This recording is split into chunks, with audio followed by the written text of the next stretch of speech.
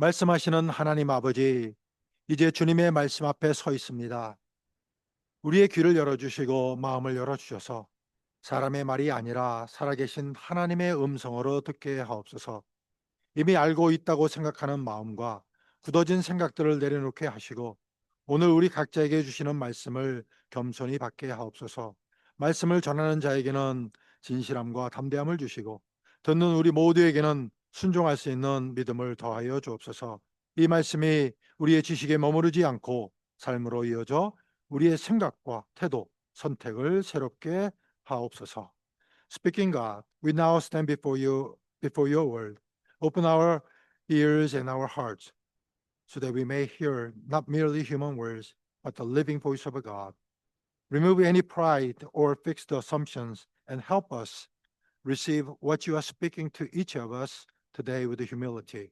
Grant faithfulness and the boldness to the one who proclaims the word, and grant all who listen the grace to respond in obedience. May this word move beyond our understanding, shape our lives, renewing our thoughts, attitudes, and choices. In Jesus' name we pray. 예수님의 이름으로 기도드립니다. 아멘. 우리 먼저 영상 보십니다.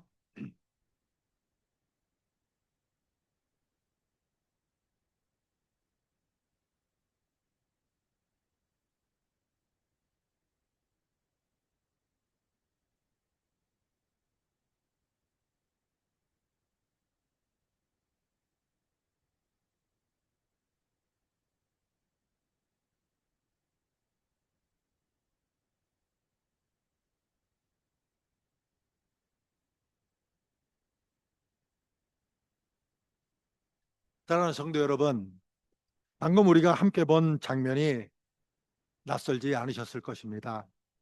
함께 웃으며 이야기를 나누던 모임 안에 긴장이 들어오고 말이 엇갈리며 한 사람이 자리에서 일어납니다. 그리고 그 갈등의 한복판에서 누군가가 먼저 손을 내밀고 다시 함께 앉아 대화를 이어갑니다. 소그룹 안에서 갈등이 생길 때 우리는 종종 이렇게 생각합니다. 뭔가 잘못되고 있는 건 아닐까? 이 공동체가 흔들린 건 아닐까? 그래서 가능하면 갈등을 빨리 덮고 조용히 지나가기를 원합니다. 하지만 오늘 말씀은 우리에게 전혀 다른 시선을 제시합니다. 갈등은 공동체의 실패가 아니라 은혜가 시작되는 자리일 수 있다는 것입니다. 이번 주로 우리는 소그룹 활성화를 위한 설교 시리즈의 5번째 말씀 앞에 서 있습니다. 그동안 우리는 소그룹이 단순한 모임이 아니라 함께 자라고 함께 서는 신앙의 자리임을 나누어 왔습니다.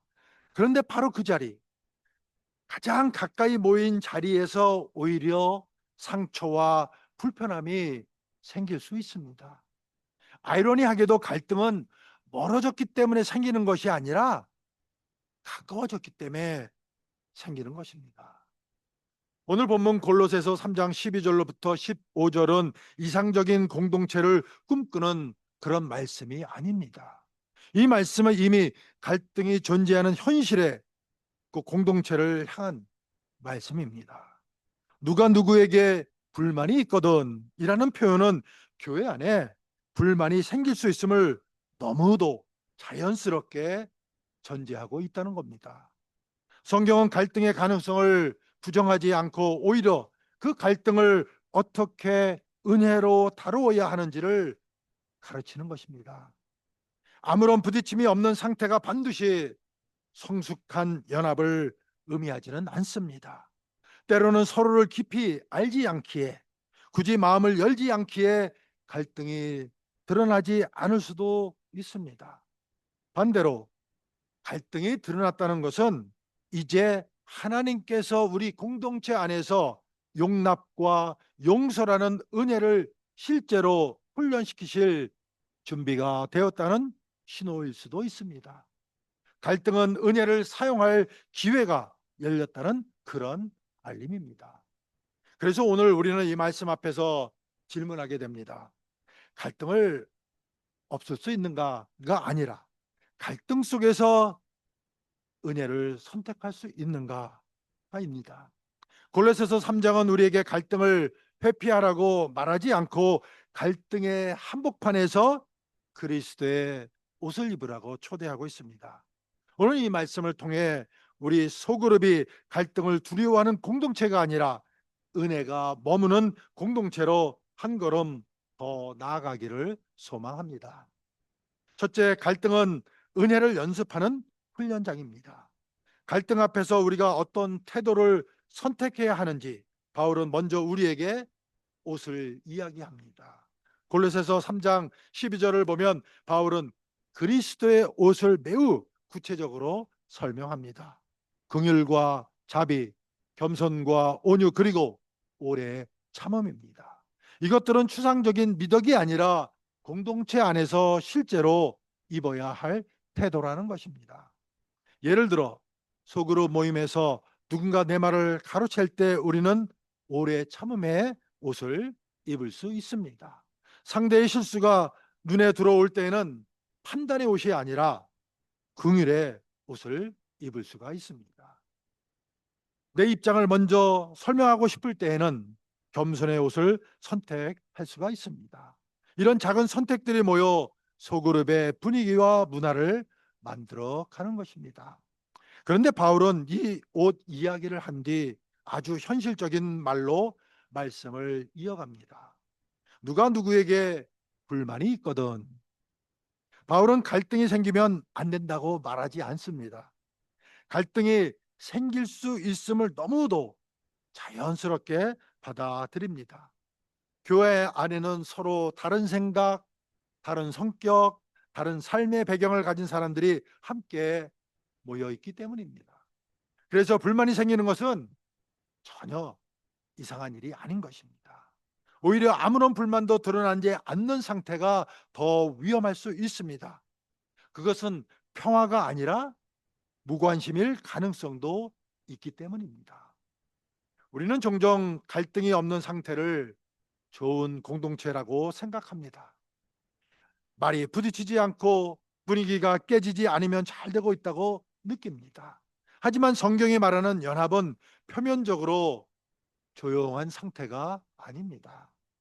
진짜 연합은 서로의 다름이 드러난 후에도 함께 머무는 것입니다. 갈등이 전혀 없는 공동체는 깊이 연결된 그런 공동체가 아니라 서로 조심하며 거리를 두는 그런 공동체일 수가 있다는 것입니다. 바울은 그런 가짜 평화를 깨뜨립니다. 그리고 우리를 진짜 은혜가 필요한 자리로 이끕니다. 갈등이 드러나는 순간은 공동체가 실패한 순간이 아니라는 것입니다. 오히려 그때 복음이 실제로 적용될 수 있는 기회가 열립니다. 용납과 용서는 갈등이 없으면 결코 사용될 수 없는 그런 은혜입니다. 서로 불만이 생길 때 비로소 우리는 선택의 기로에 서게 됩니다. 밀어낼 것인가 아니면 품을 것인가를 결정해야 하는 것입니다. 갈등은 공동체를 무너뜨리는 폭탄이 아니라 은혜를 연습할 수 있는 그런 훈련장이 된다는 것입니다. 하나님은 바로 그 지점에서 우리를 자라게 하신다는 겁니다. 공방에서 거친 나무를 다룰 때 가장 중요한 도구는 사포입니다. 사포는 나무를 부드럽게 만들기 위해 일부러 마찰을 일으킵니다. 소리도 나고 가루도 날리지만 그 과정을 거쳐야 좋은 가구가 됩니다. 우리 삶의 공동체 안에도 그런 사포 같은 사람이 있습니다. 나를 불편하게 하고 마음을 긁는 그런 사람입니다. 그러나 그 존재를 통해 하나님은 우리의 거친 그 모서리를 다듬고 계신다는 겁니다. 갈등은 하나님께서 우리를 더 그리스도 닮은 사람으로 빚으시는 은혜의 도구일 수 있다는 겁니다. 그래서 오늘 말씀은 갈등을 피하라고 말하지 않습니다. 갈등이 생겼을 때 그 갈등을 어떻게 대할 것인지를 묻습니다. 불만이 생겼을 때 떠나지 말고 먼저 용납하라고 권면합니다. 이는 감정을 무시하라는 말이 아닙니다. 오히려 감정을 그대로 인정한 상태에서 은혜를 선택하라는 그런 초대입니다. 갈등의 순간은 공동체가 시험대에 오르는 시간이 아니라 은혜가 실제로 되는 그런 시간입니다. 하나님은 그 자리에서 우리를 포기하지 않으십니다. 둘째, 용서의 기준은 내가 아니라 그리스도입니다. 갈등의 순간에 가장 어려운 질문은 이것입니다. 내가 왜 먼저 해야 하는가? 내가 왜 먼저 해야 하는가입니다. 우리는 보통 상대가 먼저 사과하고 먼저 바뀌기를 기다립니다. 하지만 바울은 그 질문의 방향을 완전히 바꿉니다. 주께서 너희를 용서한 것 같이 라고 말하며 기준을 상대가 아니라 주님께 둡니다. 공동체 안에서 은혜를 베푸는 이유는 내가 성숙해서가 아닙니다. 내가 옳아서도 아닙니다. 그 이유는 오직 내가 먼저 용서받은 사람이기 때문이라는 것입니다. 예수님께서 말씀하신 비유 가운데 1만 달란트와 100데나리온의 이야기가 떠오릅니다. 왕에게 도저히 갚을 수 없는 빚을 탕감받은 종이 있었습니다. 그런데 그 종이 자신에게 작은 빚을 진 동료를 붙잡고 용서하지 않습니다. 이 비유는 숫자의 차이를 강조하기 위한 그런 이야기가 아닙니다. 우리의 죄와 하나님의 용서가 얼마나 큰지를 보여주는 그런 이야기입니다. 우리는 하나님 앞에서 늘 용서받아야 할 사람입니다. 그 사실을 잊는 순간 공동체 안에서 은혜는 말라버립니다. 갈등은 우리를 겸손하게 만드는 거울과 같습니다. 상대를 잘못 보다가 어느 순간 내 안의 모습이 비쳐 보입니다. 나도 하나님 앞에서는 이만큼이나 연약한 존재였구나라는 깨달음이 찾아옵니다. 그때 은혜의 방향이 바뀝니다. 상대를 판단하는 그런 손이 내려오고 긍휼을 내미는 손이 올라옵니다. 용서는 상대의 행동을 정당화하는 것이 아닙니다. 내가 받은 은혜를 기억하며 그 은혜의 흐름을 멈추지 않는 그런 선택이라는 것입니다. 여기서 중요한 것은 용서가 감정의 문제가 아니라는 점입니다. 감정은 여전히 상해 있을 수 있습니다. 마음이 완전히 풀리지 않았을 수도 있습니다. 그럼에도 불구하고 성경은 그리하라고 말합니다. 이는 감정을 억누르라는 명령이 아니라 은혜의 방향을 먼저 정하라는 초대입니다. 감정은 시간이 지나며 따라올 수 있지만 은혜의 선택은 지금 할 수 있다는 것입니다. 하나님은 우리의 완성된 감정을 기다리지 않으시고 순종의 걸음을 사용하십니다. 그래서 공동체 안에서의 용서는 결코 쉬운 일이 아닙니다. 하지만 그것이 불가능한 일도 아닙니다.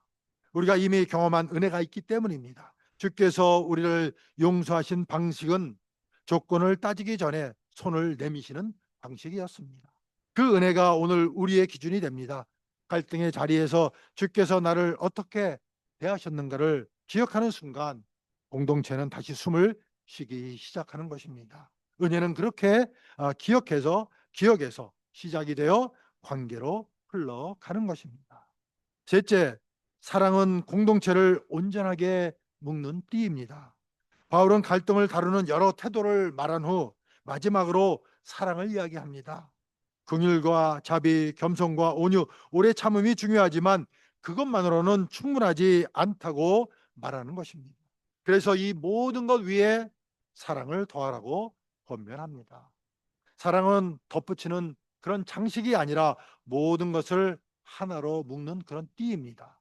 갈등이 생기면 공동체의 마음은 쉽게 흩어지려 합니다. 각자의 주장과 감정이 서로 다른 방향으로 당기기 때문입니다.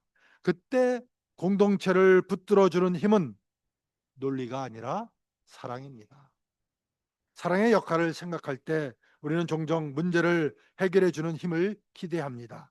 그러나 성경이 말하는 사랑은 갈등을 삭제하는 능력이 아닙니다. 사랑은 갈등이 있음에도 불구하고 함께 머물게 하는 힘이라는 것입니다. 사랑은 틀렸다고 단정하기 전에 함께 가자고 말하게 합니다. 그래서 사랑은 언제나 비용이 듭니다. 자존심을 내려놓아야 하고 내 입장을 조금 접어야 합니다. 바울이 말하는 사랑은 감정이 아니라 공동체를 향한 결단이라는 것입니다. 여러분, 다시 한번 우리를 빚으시는 하나님의 손길인 그 사포를 한번 떠올려 보십시다. 공방에서 거친 나무를 다듬을 때 사용되는 그 도구를 생각해 봅니다. 그 나무를 망치로 치거나 칼로 자르지 않습니다. 대신 사포로 문지릅니다. 사포는 마찰을 일으키고 소리를 내며 가루를 날리게 합니다. 하지만 그 마찰이 없으면 나무는 결코 매끄러워질 수가 없습니다. 우리 속으로 반해서 나를 불편하게 하는 사람도 마찬가지라는 겁니다. 하나님은 그 관계의 마찰을 통해 우리의 거친 면을 다듬고 계신다는 겁니다. 사랑은 바로 그 마찰을 견디게 하는 그런 은혜의 일이라는 것입니다. 또 다른 예화를 한번 떠올려 봅니다. 조개 안에 그 모래알이 들어오면 조개는 큰 고통을 느낀다고 합니다. 그 모래알은 날카롭고 계속 상처를 줍니다. 하지만 조개는 그 모래알을 밖으로 밀어내지 않고 진주층 물질로 감싸고 또 감쌉니다. 시간이 흐르면서 그 고통의 원인은 아름다운 진주가 됩니다. 공동체 안에 들어온 갈등도 그렇다는 겁니다. 비난과 방어로 반응하면 상처만 남지만 사랑으로 감싸면 성숙의 열매가 맺힌다는 겁니다. 사랑은 갈등을 진주로 바꾸는 하나님의 방식입니다. 그래서 사랑은 공동체를 유지하기 위한 선택입니다. 감정이 좋아서 하는 행동이 아니라 관계를 지키기 위한 결단이라는 것입니다. 사랑은 지금은 불편하지만 우리는 흩어지지 않겠다고 선언하는 것입니다. 바울은 그 사랑을 온전하게 매는 띠라고 표현합니다. 띠가 느슨하면 옷은 흘러내리고 움직임이 불편해집니다. 그러나 띠가 단단히 매어 있으면 몸은 자유롭게 움직일 수 있습니다. 사랑이 단단히 묶인 공동체는 갈등 속에서도 무너지지 않습니다. 넷째, 그리스도의 평강이 최종 심판관이 되게 하라는 것 말씀입니다. 바울은 갈등을 다루는 모든 권면의 끝에서 한 가지 명령으로 우리를 초대합니다. 그리스도의 평강이 너의 마음을 주장하게 하라는 그런 말씀입니다. 여기서 주장하다라는 표현은 심판관이 판정을 내리는 모습을 떠올리게 합니다. 갈등의 순간마다 우리의 마음에는 여러 소리가 올라옵니다. 내 자존심의 소리, 억울함의 소리, 이기고 싶어하는 마음의 소리입니다. 그러나 바울은 그 모든 소리 위에 그리스도의 평강이 최종 결정을 내리게 하라고 말합니다. 공동체의 방향은 감정이 아니라 평강이 정해야 합니다. 중요한 것은 이 평강의 갈등이 사라진 뒤에 오는 보상이 아니라는 점입니다. 그리스도의 평강은 갈등이 여전히 존재하는 자리에서도 우리를 다스릴 수 있습니다. 상황이 완전히 정리되지 않아도, 관계가 즉시 회복되지 않아도 가능합니다.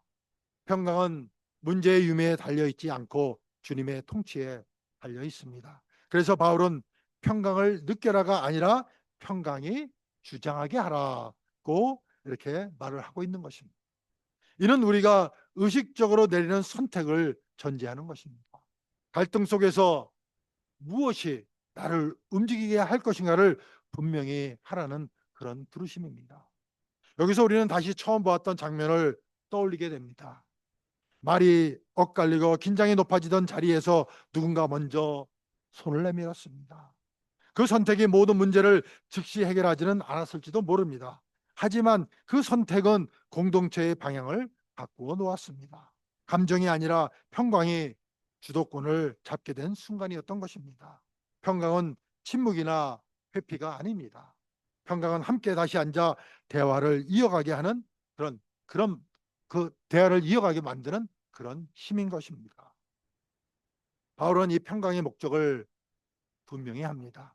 너희가 한 몸으로 부르심을 받았음이라라고 말합니다.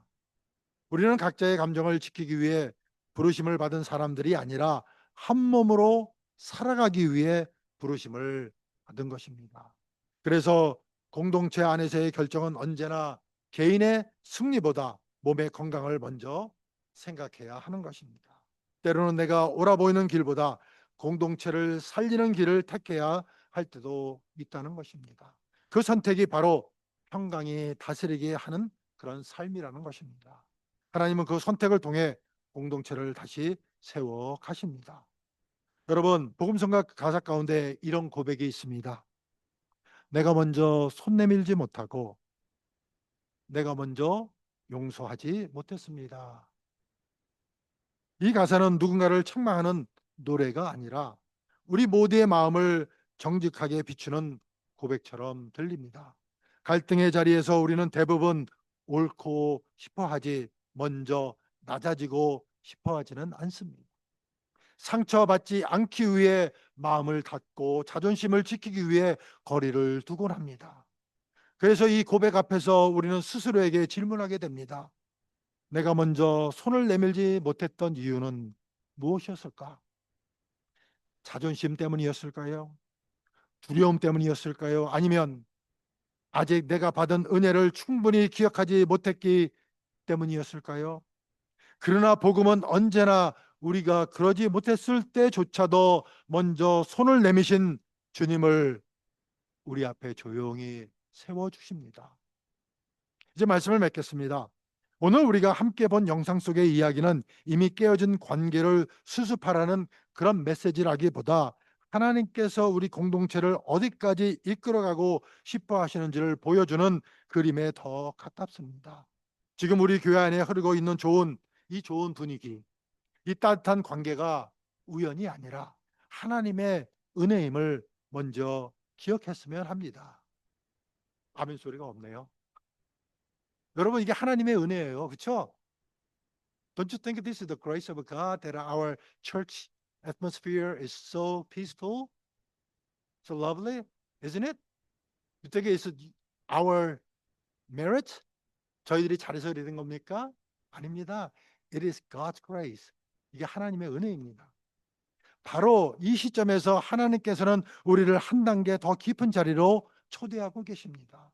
단순히 갈등이 없어서 좋은 교회가 아니라 갈등이 생기기 전에 미리 긍휼과 겸손, 오래 참음의 옷을 입는 교회로 자라가기를 원하십니다. 그래서 목장은 문제를 해결하는 모임이기 이전에 은혜를 연습하는 자리라는 것입니다. 서로를 이해하려고 애쓰고 말 한마디를 조심하며 마음을 먼저 헤아리는 그런 훈련의 자리인 것입니다. 그래서 앞으로 모일 그 목장 모임에서는 이렇게 시작해 보이면 좋겠습니다. 시작해 보면 좋겠습니다. 우리 교회의 올해 표어처럼 주의 은혜 가운데 행복하고 감사가 넘치는 공동체가 되기 위해서입니다. 서로의 잘잘못을 따지기보다 먼저 한 가지만 나누어 보시기 바랍니다. 그동안 말하지 못했지만 고마웠던 점 한 가지입니다. 감사했던 점 한 가지입니다. 그 감사의 고백은 분위기를 부드럽게 만들고 마음의 문을 여는 그런 은혜의 시작이 됩니다. 그리고 그 작은 감사가 관계를 더 단단하게 만들고 앞으로 어떤 상황이 와도 흔들리지 않는 신뢰의 토대가 되어줄 것입니다. 사랑하는 성도 여러분, 바울은 이 모든 권면을 마무리하며 이렇게 말합니다. 또 너희는 감사하는 자가 되라. 감사는 모든 문제가 해결된 뒤에야 가능한 태도가 아니라 그리스도의 평강이 우리의 마음을 다스릴 때 가장 먼저 흘러나오는 그런 공동체의 열매입니다. 갈등은 반드시 겪어야 할 시험이 아니라 은혜로 충분히 넘어갈 수 있는 과정이라는 것입니다. 그리고 그 은혜를 미리 선택하고 감사로 반응하는 교회는 더 멀리 더 건강하게 자라갈 수가 있습니다. 오늘 이 말씀을 붙들고 그리스도의 옷을 입고 그리스도의 평강이 다스리며 감사가 흘러넘치는 목장들을 함께 세워가는 저와 여러분이 되시기를 주님의 이름으로 축원을 드립니다. 아멘. 기도하시겠습니다. 은혜의 하나님 아버지, 오늘 우리에게 주신 말씀을 감사합니다. 갈등을 피하는 공동체가 아니라 그 자리에서 은혜를 선택하라고